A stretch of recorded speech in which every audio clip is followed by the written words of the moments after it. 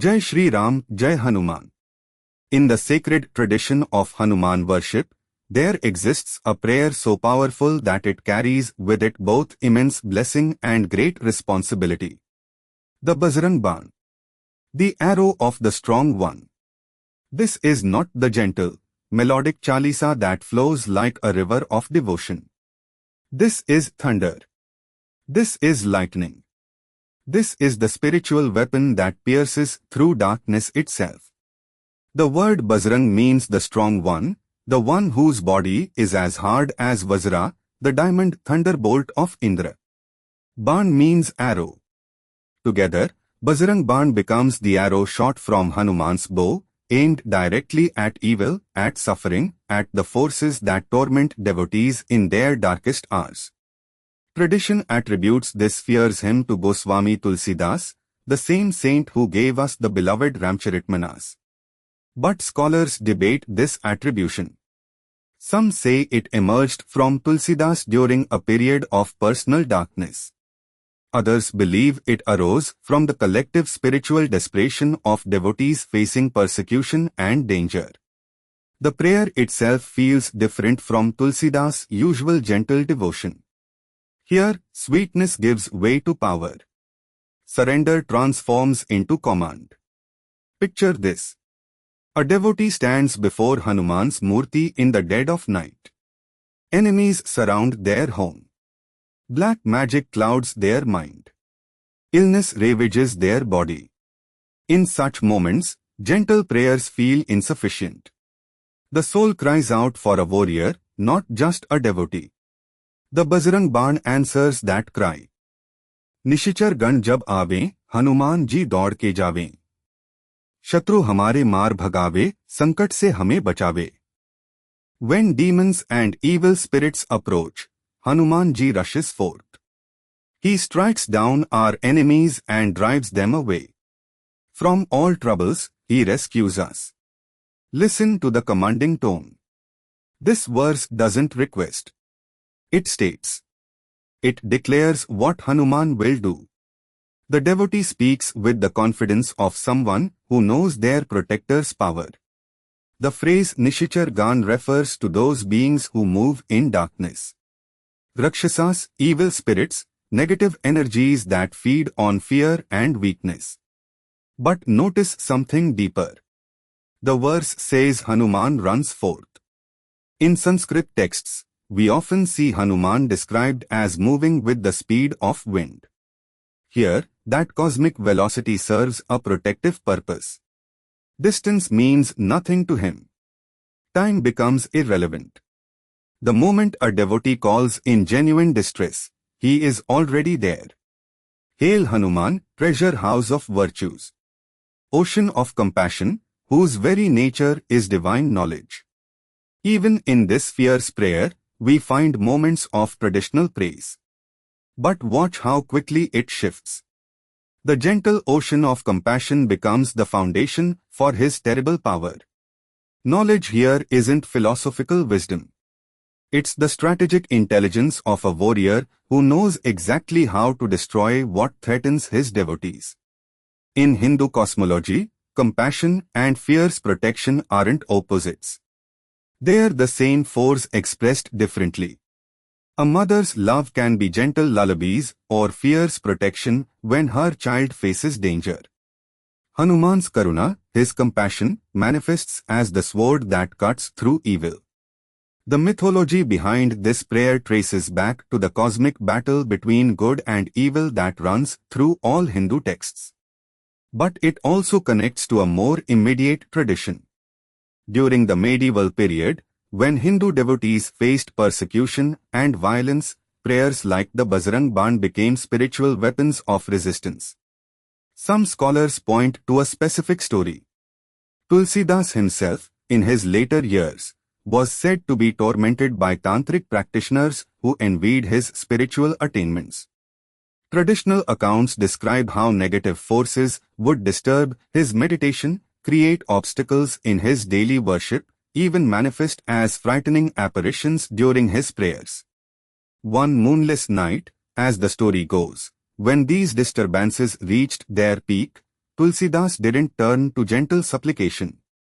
Instead, he stood in his prayer room and called upon Hanuman not as a devotee, but as a commander calling his general.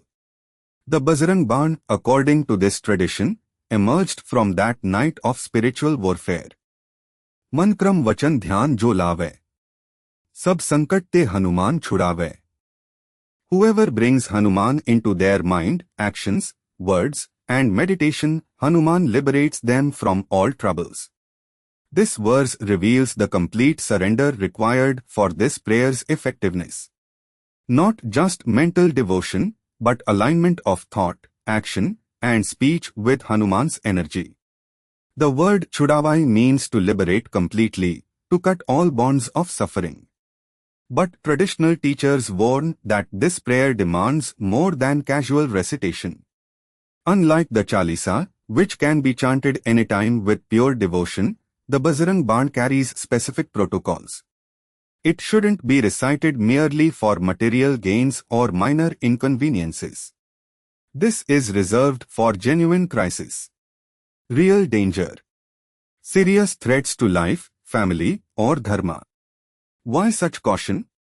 Because this prayer awakens Hanuman's fierce aspect. The same energy that could tear apart mountains and leap across oceans. That power, when invoked without proper cause, can create imbalance. It's like calling the fire brigade for a candle flame. The response might be overwhelming.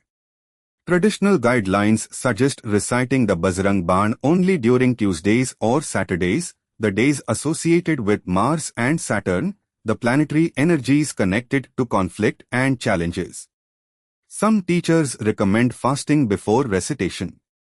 Others insist on specific ritual purifications. But the most important preparation is internal.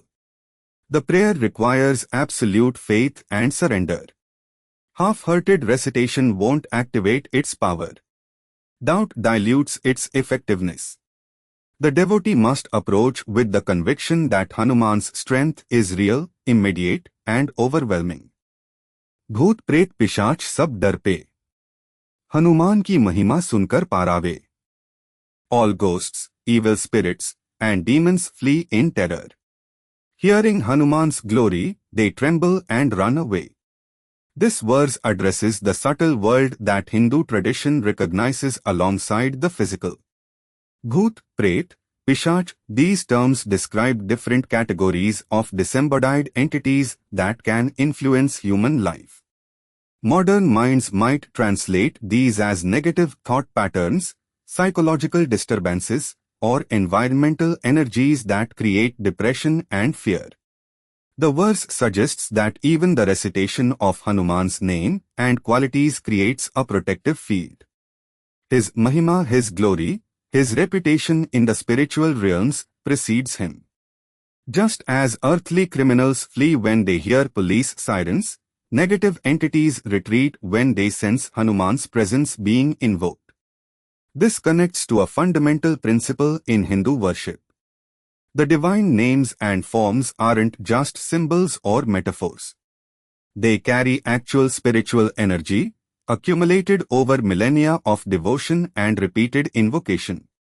When millions of devotees over hundreds of years pour their faith into specific words and images, those words and images become charged with transformative power.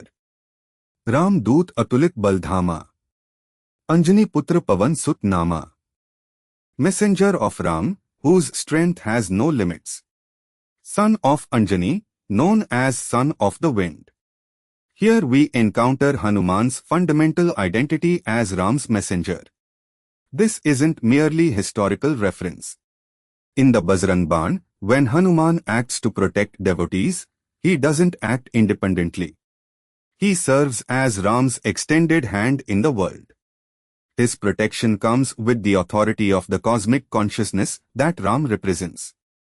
The phrase Atulit Baldhama, whose strength has no limits, appears throughout Hanuman literature.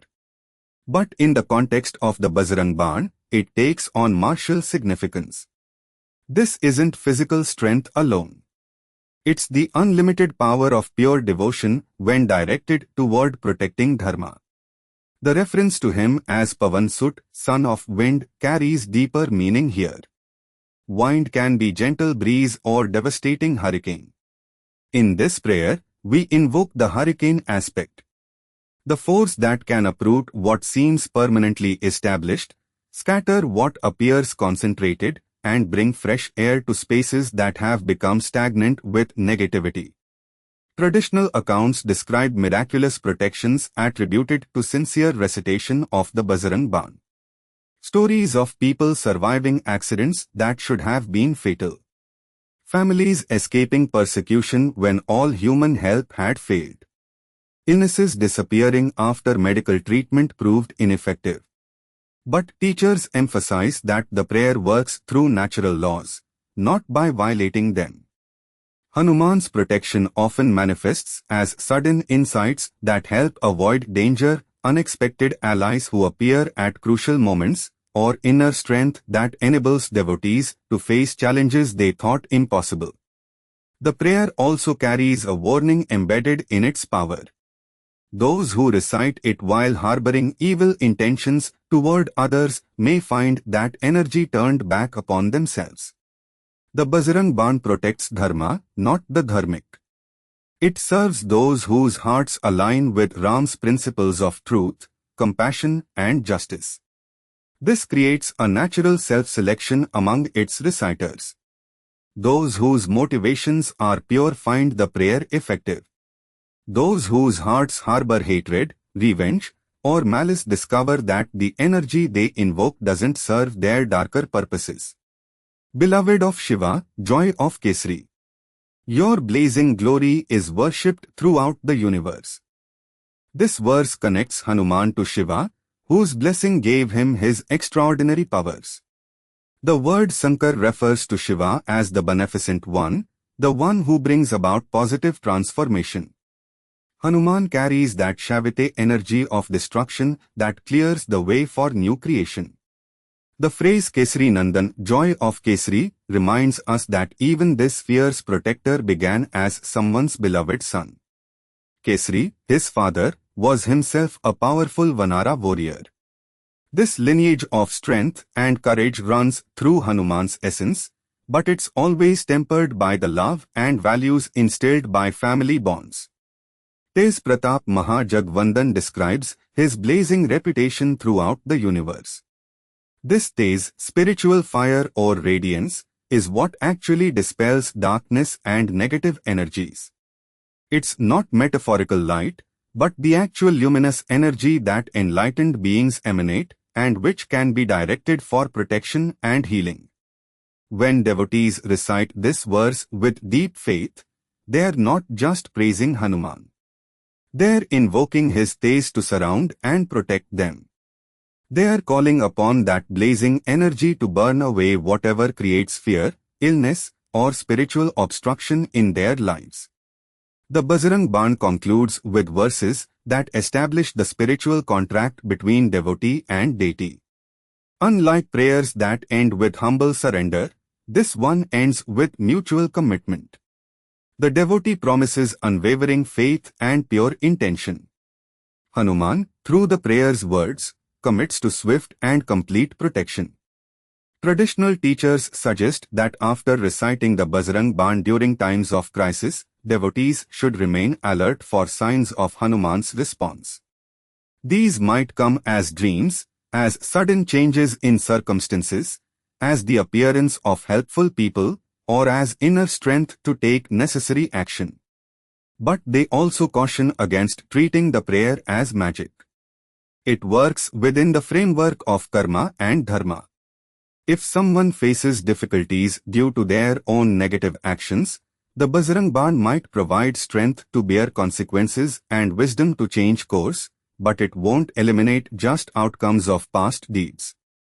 The prayer serves best those who align their lives with dharmic principles and call upon Hanuman when genuinely righteous causes face overwhelming opposition. In such cases, tradition suggests, his response can be swift, dramatic, and completely effective. May Bajrang Bali, the immortal devotee, grant you strength, courage, and unwavering devotion. Jai Hanuman.